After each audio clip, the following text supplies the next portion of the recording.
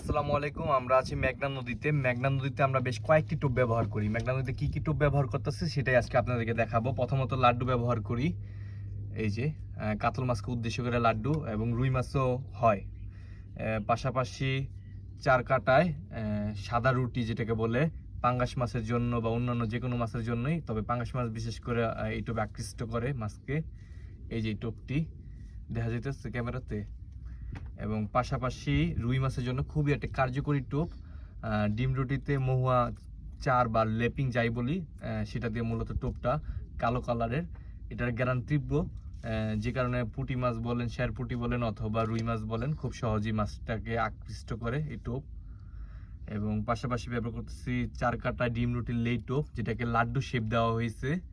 পর্যাপ্ত পরিমাণে ডিম ব্যবহার করা লাগে এতে, এবং আশাস্বরূপ রেজাল্ট হয়। শুধুমাত্র রুই মাছ, কাতল মাছ, যে কোনো মাছ এই টোপটাকে পছন্দ করে।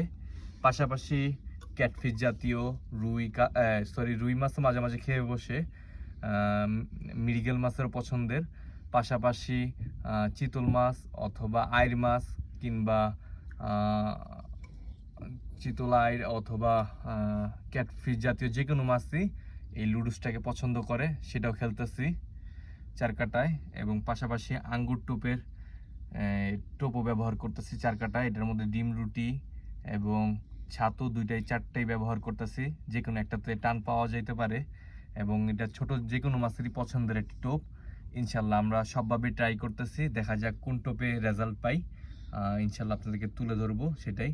আর অবশ্যই আমাকে ফলো দিয়ে পাশে থাকতে হবে এই ধরনের ভিডিওর জন্য। দেখি আমাদের রেজাল্ট কি হয়। দেখা হবে নিশ্চয়ই নতুন কোনো ভিডিওতে। সে মধ্যে সবাই ভালো থাকবেন। আল্লাহ হাফেজ।